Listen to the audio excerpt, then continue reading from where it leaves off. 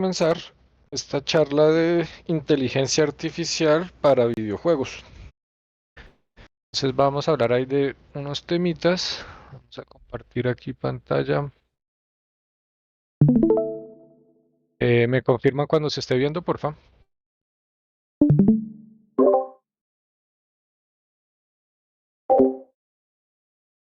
Listo.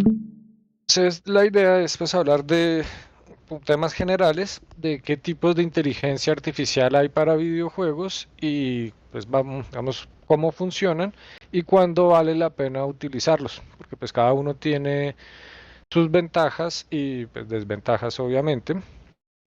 Entonces, uno de los modelos más populares hoy en día es el de las redes neuronales. Entonces, las redes neuronales pues, son básicamente así como estos noditos, que son las neuronas, que tienen unas cosas que se llaman sinapsis, que son como las líneas que conectan esto. Entonces, la idea es que cada uno de estos carritos pues tiene los raicas, que son estos punticos verdes, y se crean un montón de carritos. Y entonces básicamente se sueltan en una pista.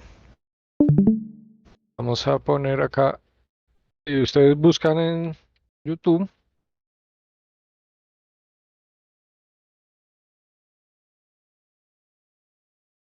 en Neuronal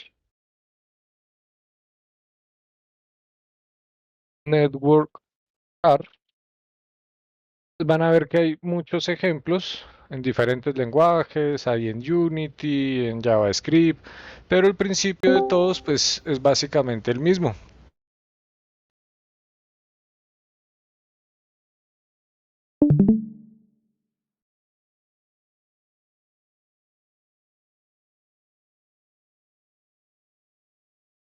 Entonces tenemos, cada uno de los carritos tiene 5 raicas que le permiten medir la distancia hasta algún obstáculo, que son básicamente las neuronas de entrada, que son estas de acá, estos son como los 5 raicas, y en la capa de salida, que son estas dos neuronas, es donde él toma la decisión de si acelerar, frenar o girar a la izquierda o a la derecha. Entonces la idea es que se generan varios de estos carritos y se ponen a correr en la pista. Y se va midiendo algo que es el fitness, qué tan lejos llega el carrito. Entonces, cuando un carrito llega, no sé, digamos acá al 20-40% de la pista, los pesos sinápticos que tiene el carrito pues se van guardando y pasan a la siguiente generación. Entonces, esto es una combinación de lo que se conoce como redes neuronales y algoritmos genéticos.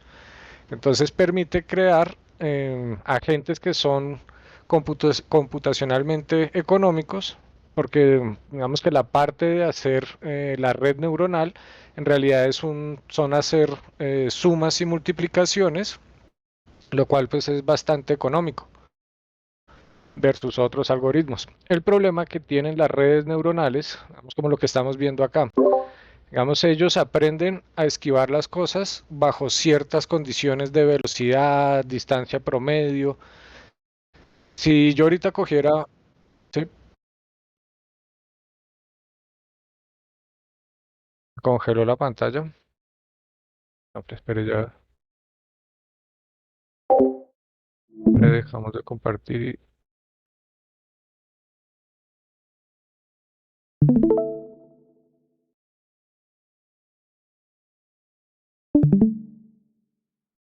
Listo, Pero pues ya se estoy estaba viendo. escuchando bien. Listo, solo se quedó congelado. Listo. Entonces, bueno, íbamos en la parte de que el carrito aprende, generación tras generación, va cuadrando los pesos sinápticos. Y ya después de que haya entrenado, o sea, que ya esto se haya cuadrado, es bastante económico en la parte de cálculos. Lo que decíamos, es solamente como sumar, multiplicar y pasar por una función. El problema está en que si se cambian mucho las condiciones, como el tamaño o la fricción o algo nuevo, el problema es que tocaría volver a entrenar todas las generaciones. Es como si literalmente volver a hacer todo de cero y tiene que aprender todo. Ese es, digamos, uno de los problemas de las redes neuronales. Cualquier cambio toca volver a entrenarla, pero después de que ya está entrenada, funciona bastante bien y es bastante económico. Luego tenemos el concepto de lógica difusa. Entonces, la lógica difusa es otro de esos algoritmos que se utiliza bastante. Y para entender cómo funciona esa lógica difusa, primero vamos a mirar la lógica normal. Entonces, en la lógica normal nosotros siempre hemos programado con un if, que si la distancia es menor que 5, si la temperatura es menor que 25, entonces es tal cosa, si es mayor que 25 es tal cosa. Entonces, básicamente es un intervalo que solo se parte en dos. ¿Esto o es menor o es mayor? Sin embargo, las variables no siempre se comportan así en el mundo real. O sea, es muy difícil decir qué tan frío, qué tan caliente está la temperatura. Es como algo subjetivo. Entonces tenemos el concepto de lógica difusa, que lo que intenta hacer es como convertir esto binario, que es mayor o menor, en unas funciones que me permiten hacer como un degradado. Es como una función de pertenencia, de membresía, se llama esto.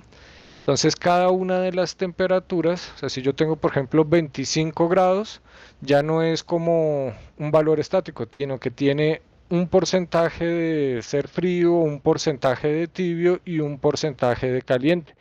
Lo mismo que si yo cogiera, por ejemplo, acá 22 grados.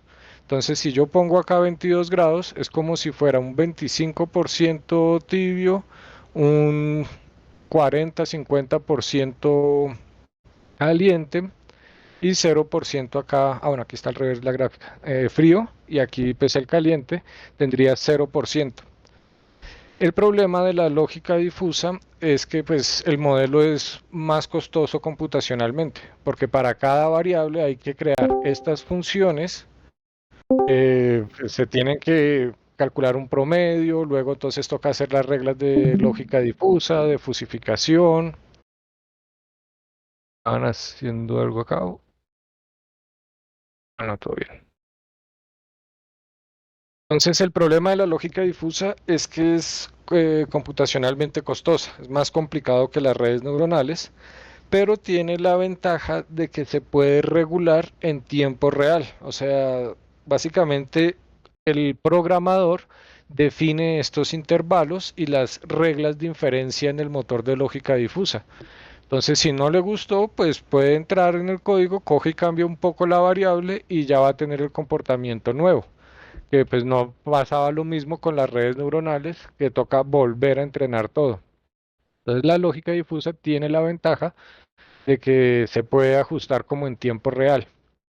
El problema es que es más costosa computacionalmente y el modelo pues tiende a ser más complicado. Luego tenemos otro de los algoritmos que es el asterisco. Entonces el asterisco lo que nos permite es buscar dentro de un espacio la ruta más corta. Entonces, por ejemplo, acá se quiere ir del punto A al punto B, que es esta casilla de acá, las dos azules, y lo negro es pues básicamente por donde no puedo pasar, como una pared. Para calcular el algoritmo, él lo que va a hacer es comenzar a darle unos pesos a la distancia. Esto es como búsqueda en árboles, se llama eso, que es mirar todas las posibles combinaciones. ¿Qué pasa si vengo acá? ¿Qué pasa si vengo acá? Y comenzar a hacer un árbol que me representa todos los posibles caminos. La diferencia del asterisco a una búsqueda en un árbol normal es que tiene un concepto que se conoce como la heurística. Entonces, la heurística es algo que me da como a priori un conocimiento, algo que yo sé. En este caso es la distancia de un punto al otro. Entonces él tiene ahí como un costo de moverse y él va buscando cuál es la casilla con menor costo. Entonces, por ejemplo, si fuera aquí alrededor, la primera sería 42, es como si el algoritmo primero analizó esta, luego entonces pasó a esta, pero acá ya comenzó a crecer mucho el número. Quiere decir que algo no está bien. Entonces comienza a devolverse y comienza a revisar como las casillas alrededor hasta que encuentra aquí una, digamos acá este costo es el mejor en el momento, pasa este y luego se va moviendo hasta que llega al objetivo final. Entonces el asterisco es básicamente para buscar caminos en un espacio. Luego tenemos el concepto de las máquinas de estado. Entonces las máquinas de estado son como unos nodos, ¿listo? Que tienen los estados que puede tener una inteligencia artificial. Buscar, perseguir, escapar, atacar. Y la idea es que estos estados, o sea, se pasa de un estado al otro por medio de unos parámetros. Entonces los parámetros son los que me permiten pasar de que si la distancia es mayor, si la distancia es menor, si tengo menos del 15% de salud, entonces mejor escape. Su objetivo es buscar curación o buscar algo, ir a una base. Entonces, básicamente, las máquinas de estado lo que le permiten a la inteligencia artificial es tener como un plan general de lo que tiene que estar haciendo. Esto, las condiciones que hace. Y bueno, pues básicamente Unity, que es la herramienta que nosotros utilizamos, nos ofrece de entrada una solución integrada para estos dos. Entonces el asterisco, él lo tiene ya integrado en una cosa que se llama el nav mesh y las máquinas de estado pues están relacionadas con el animator controller, que es el que pues permite como controlar no solo las animaciones, sino los estados del personaje en sí. Acá un proyecto en Unity, arranca ahí en cero. Entonces lo primero que vamos a hacer es que vamos a crear un cubito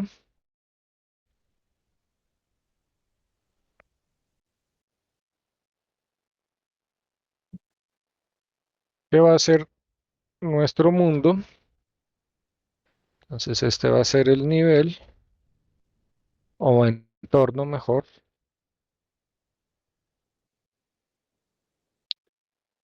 Y tenemos un agente que va a ser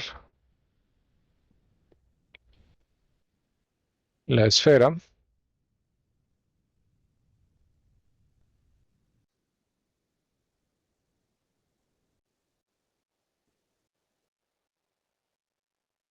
Y bueno, vamos a ponerle aquí al entorno par de, vamos, obstáculos.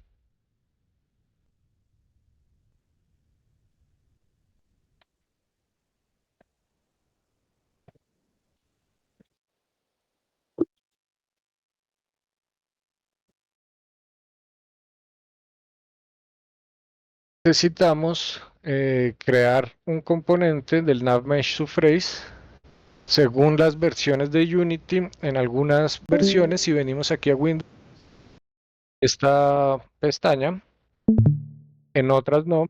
Si en alguna de las versiones no, vamos, ustedes no tienen aquí la pestaña del Navigation, lo que hay que hacer es venir aquí al Package Manager y aquí toca buscar en Unity Registry y acá buscamos el Navigation y aquí le daríamos instalar. Entonces, en mi caso, como ya está instalado, ahí aparece. Y lo que necesito es crear un componente en NavMesh Surface donde tengo los parámetros de mi agente. Entonces tengo, por ejemplo, el radio, la altura, el ángulo de pendiente que puede subir y la altura del escalón que puede subir. Entonces le voy a dar acá en Bake y esto me genera una superficie. Si vemos acá estos vértices, entonces en esta superficie él está haciendo el algoritmo de asterisco. Básicamente es como si cada uno de estos polígonos, estos triángulos, fuera el equivalente a cada una de estas casillas. Esto de pronto acá pues se ve como cuadriculado, uno lo entiende como más fácil, pero realmente el algoritmo pues funciona igual porque finalmente son nodos. Puedo pasar de este polígono, solo tengo digamos la opción de pasar a este polígono de acá o al de este lado. Entonces una vez que ya tengo los lugares por donde puedo caminar, mi superficie del nav mesh, lo siguiente que necesito es pues definir a mi agente. Entonces para esto lo que voy a hacer es crear un componente del nav mesh agent. Entonces, este nav mesh agent me permite utilizar pues el algoritmo para que él pueda ir a cualquier parte de esta superficie azul. Entonces acá pues tiene unos parámetros. Por el momento lo vamos a dejar ahí todo como está por definición. Y lo siguiente que quiero es tener mi máquina de estados, lo que habíamos dicho, algo que me permita pasar de un estado a otro según unos parámetros. Entonces, en la versión más simple, vamos a hacer derecho y a crear un animator controller.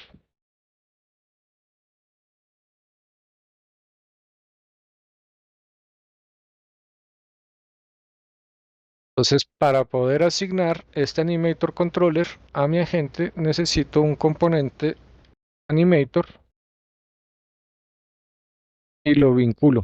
Entonces, ahora, si hago doble clic sobre mi animator controller, pues voy a ver que aquí tengo una máquina de estados con unos estados por definición, que es entrar, quiere decir que cuando yo le dé play, él arranca desde este estado y va a pasar obligatoriamente a otro estado. Tenemos acá el AnyState, que pues como su nombre lo indica, no importa en qué estado esté, si yo hago la transición entre este estado y otro, pasa automáticamente a ese estado, sin importar en qué estado esté. Y por último, pues el estado de salir del animator. Lo primero que voy a crear es un estado, entonces vamos a hacer clic derecho, create, y voy a crear uno vacío. Y a este vacío le voy a poner el idle.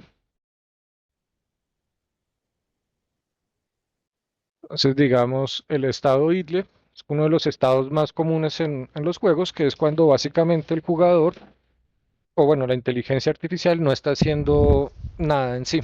Esto está quieta ahí básicamente. Entonces, claro, pues este estado no es muy interesante, no hace mayor cosa. En cámara, vamos a alinear acá la vista. Entonces, nuestro agente está simplemente quieto en ese primer estado. Ahora quiero que de este estado pase, por ejemplo, a un estado que sea moverse.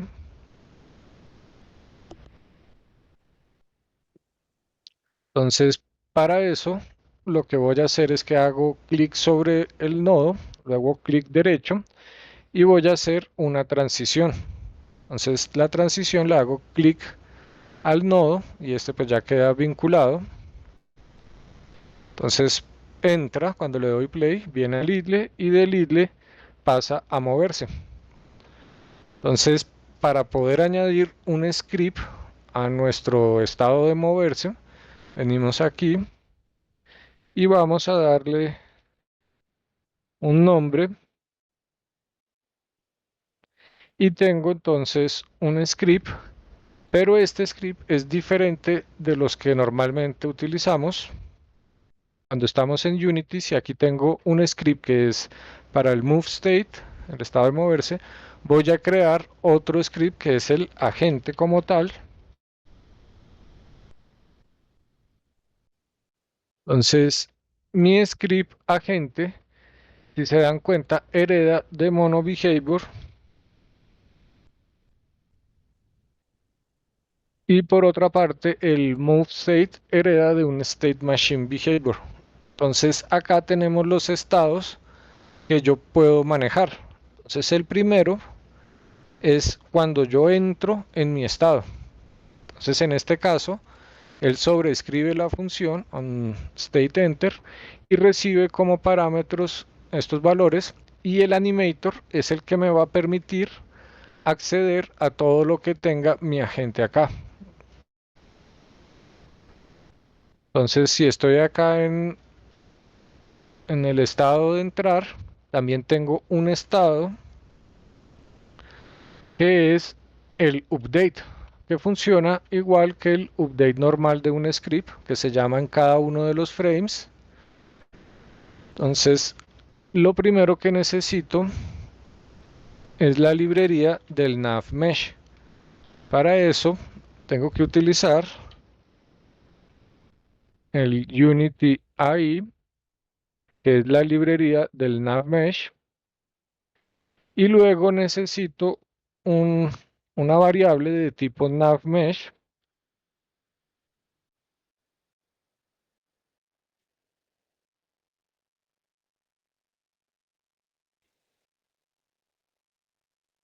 Entonces tengo una variable que es del tipo de dato que tenemos acá de este navmesh agent. Y necesito otra variable porque quiero tener aquí mi propia clase del agente donde voy a tener diferentes parámetros, atributos. Puede ser la salud, el daño.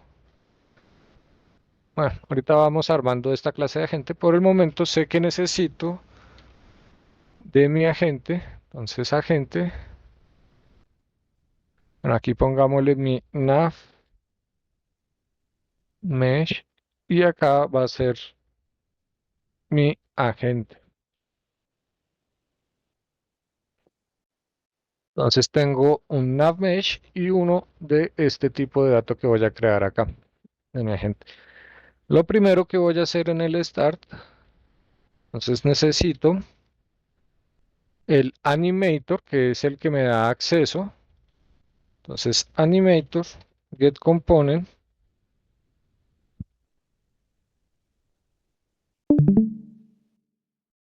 Entonces que haga un get component. Esto quiere decir que él va a ir al animator acá y va a buscar el componente del navmesh y se lo asigna a mi variable. Y lo mismo voy a hacer con el script de agente. Entonces tengo que asignárselo a mi personaje. Y tengo entonces el navmesh, el animator, y le voy a asignar mi script de agente.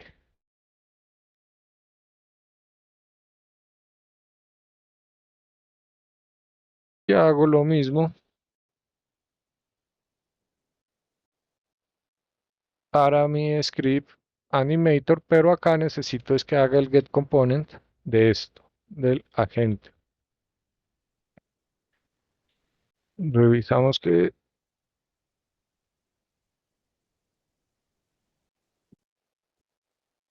mm, pasó. eh,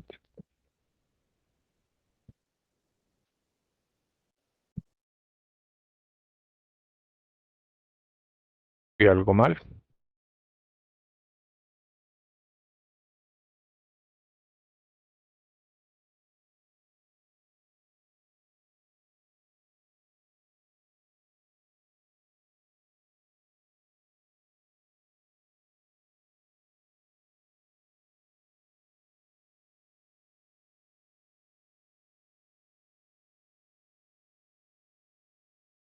Ahí está.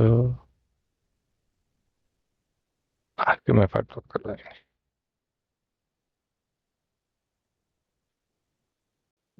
Ya, me había faltado una N. Listo, entonces tengo mis componentes. Ahora lo que necesito es que en cada uno de los frames, pues se llame la función setDestination, esa es la que está aquí en la documentación. Entonces, la función setDestination necesita como parámetro un vector 3. Entonces, básicamente ese vector 3, que es el parámetro que va aquí adentro, lo va a tener mi agente como tal. Voy a borrar estos estados, no los necesito. Entonces, mi agente va a tener un objetivo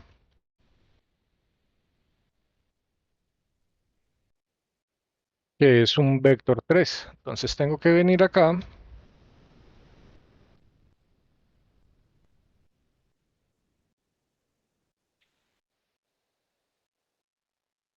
y vamos a poner nuestro objetivo,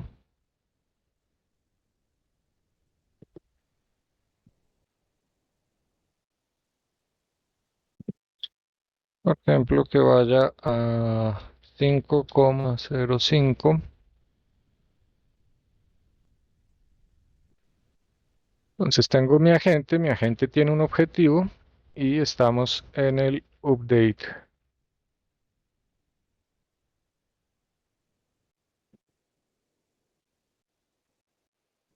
Entonces el agente va a ir al punto que yo tenga aquí asignado. Esto que es básicamente el objetivo.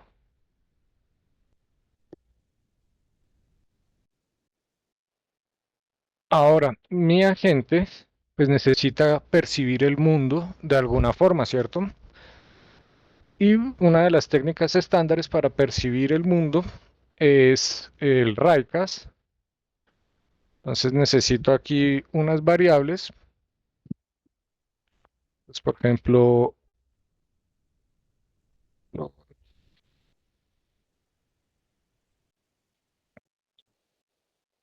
la distancia máxima a la que yo quiero que mire el rayo. Y lo que necesito es básicamente lanzar varios rayos a la vez. Entonces vamos a crear acá, por ejemplo, la cantidad. Vamos, 4 rayos. Y la idea es que se va a hacer un for desde i igual a 0, mientras i sea menor que la cantidad de rayos y más. Entonces, básicamente acá el agente lo que va a hacer es comenzar a lanzar rayos. Entonces, vamos a crear como una función auxiliar para que esté lanzando rayos aleatoriamente en diferentes direcciones. O sea, en cada uno de los frames lanza 4 rayos en diferentes direcciones preguntando pues a qué le pegó. Entonces necesito una función auxiliar que me devuelva un vector que es la dirección del rayo y digamos que le ponemos como un get random ray. Entonces esta función la idea es que me va a devolver un rayo, o sea un vector 3 que pues se va a utilizar para apuntar en el rayo y pues va a ser aleatorio. Entonces nuestros agentes, cada objeto en Unity tiene un vector forward, que sería el equivalente de este vector azul de Z. Es como si el rayo estuviera mirando hacia adelante. Entonces voy a utilizar ese rayo, creo una variable vector 3 que va a ser el rayo hacia adelante. Normalmente lo llaman forward. Y va a ser igual al transform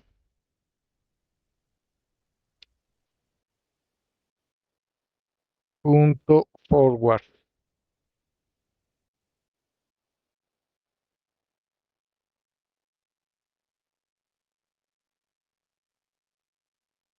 Ah, bueno, aquí me está diciendo que necesito retornar, digamos por el momento, este vector. Entonces, claro, ahorita todavía no es random, simplemente es una función que retorna un valor. ¿Listo? Que en este caso sería el vector hacia adelante. Pero ahora quiero una variable float que va a ser digamos, el ángulo random. Y este ángulo random, pues básicamente es un random range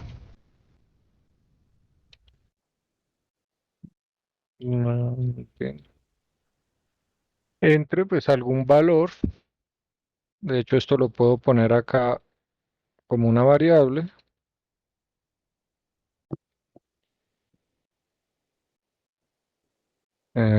Pongámosle un 10 por el momento. Y entonces, por ejemplo, entre este valor y este valor, menos 10 grados más 10 grados, Entonces esto me genera una variable float random que va a estar entre esos, que es como los ángulos. Y ahora lo que necesito es este ángulo operarlo con el vector forward. Entonces para eso utilizamos un cuaternión que pues básicamente va a ser como ese vector auxiliar. Le damos rotación del rayo. Entonces necesitamos que sea un cuaternión. Y pues dentro de la clase cuaternión tenemos los ángulos de Euler, que son como los ángulos alineados. Entonces ahí nos queda más fácil describir en qué ángulo lo quiero. Por el momento, como quiero que pues esté en un plano, o sea, como de que si este rayo se estuviera moviendo como en esta dirección, entonces voy a poner que aquí es cero, acá ponemos el ángulo, ángulo random, y acá cero también. Y ahora pues voy a devolver la multiplicación de estos dos. Entonces, básicamente eso lo que me va a generar es como un rayo que se va a estar apareciendo en diferentes direcciones. Listo, aquí ya calculé como ese vector 3 que es el que apunta en la dirección que yo quiero. Ahora lo que necesito para lanzar mi Raycast, entonces voy a crear lo primero, pues el vector de la dirección. Este sería como el random de la dirección y este pues va a ser esta función. Entonces ahí preguntó, obtuvo, guardó acá. Y ahora lo que hago es básicamente, bueno, lo primero vamos a hacer el debug.drawRay. Entonces esto nos permite, creo que escribí mal, sea más fácil copiarlo acá de la documentación. Entonces acá tenemos el Raycast. Entonces un Raycast necesita la posición de origen.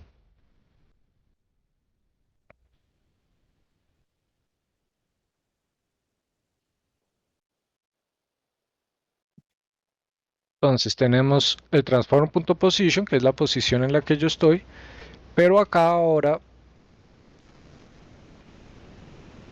esto, este transform direction, lo voy a cambiar pues por mi random direction. Y acá pues está multiplicando una distancia, esta distancia de acá.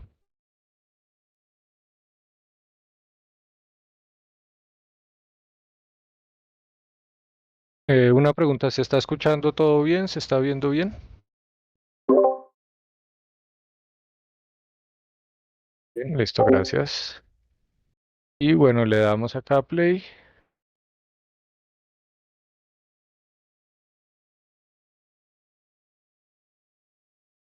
y no me está lanzando bien el rayo que pasó.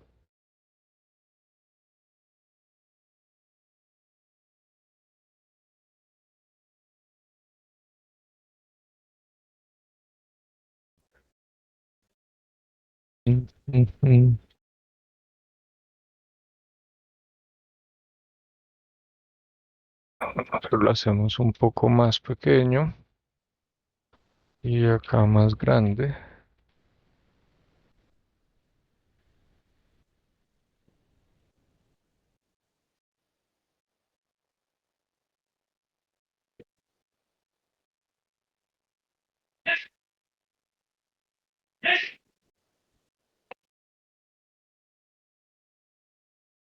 Variables públicas acá para ver más fácil.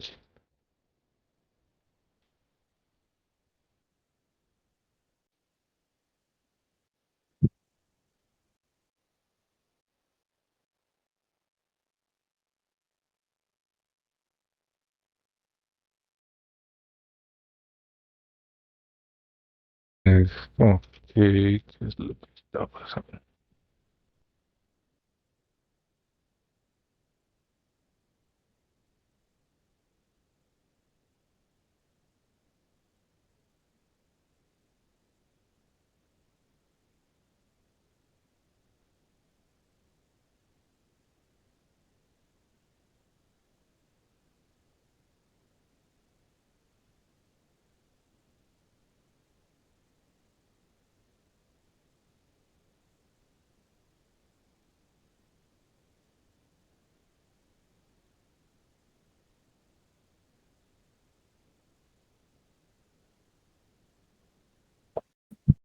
Estoy multiplicando por el float y no por el cuaternión.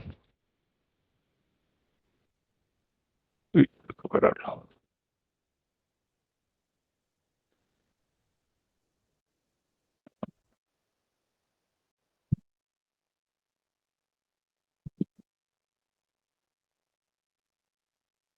Mm, forward.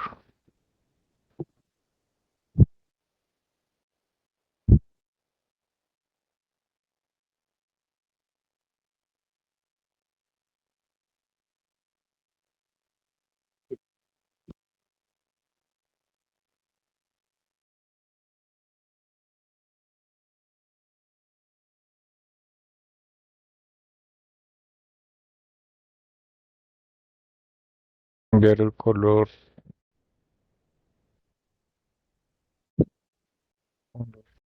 Ojo.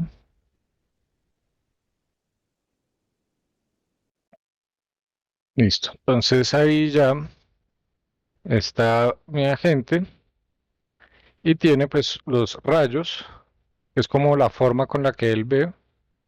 Entonces aquí puedo modificar qué tanto ve mi agente.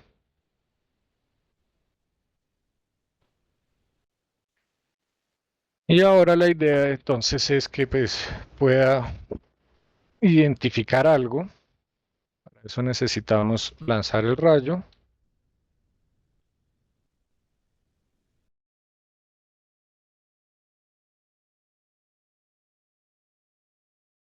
la variable raycast hit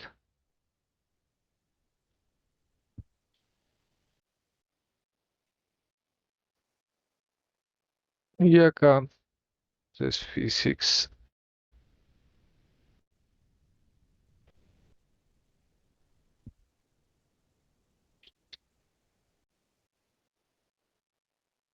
Entonces tengo el transform position, necesito el random direction, que lo saque en este, y el rayo va hasta la máxima distancia y vamos a eliminar la máscara. Entonces acá la idea es que pues ya estamos lanzando como tal el rayo. Aquí lo que estábamos viendo ahorita era el debug de la dirección del rayo. Necesitamos que esté bien. Y ahora entonces lo que necesito es pues detectar la colisión con algún tag. Entonces básicamente si la variable hit, que es donde se está guardando la colisión con el rayo, entonces tiene un collider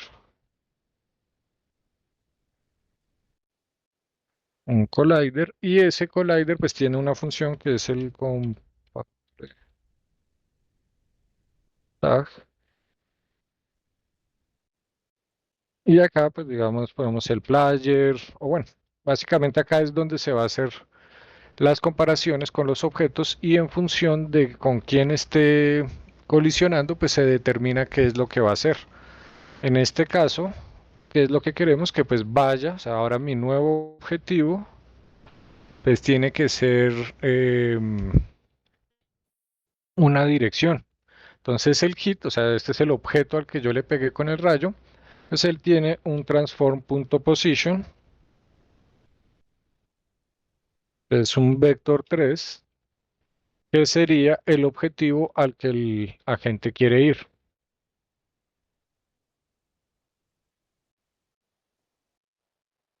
Entonces voy a crear acá un cubo Este va a ser mi player. Le ponemos el tag player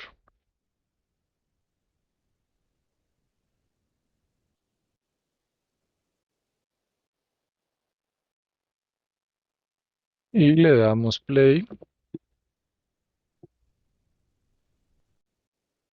Entonces, cuando mi agente detecta el cubo, se dirige a él. Cuando no lo ve, pues simplemente sigue ahí en su dirección. Entonces vamos a hacer que venga por acá atrás.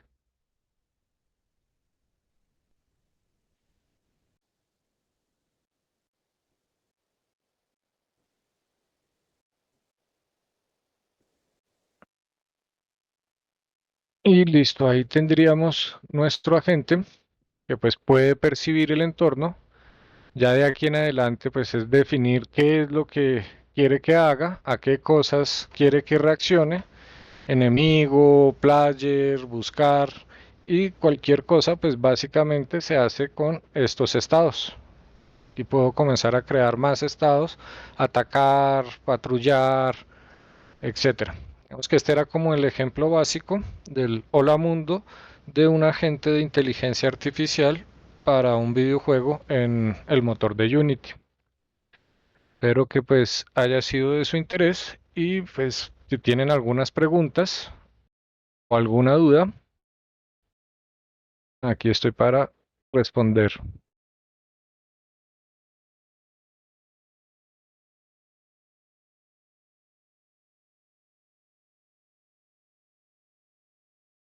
¿No hay dudas? ¿Sí me escuchan? ¿Sí estoy al aire?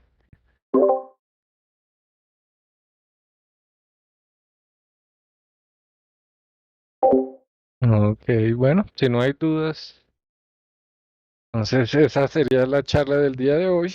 Mañana vamos a tener la de efectos visuales. Es como hacer que se vea bonito el Unity.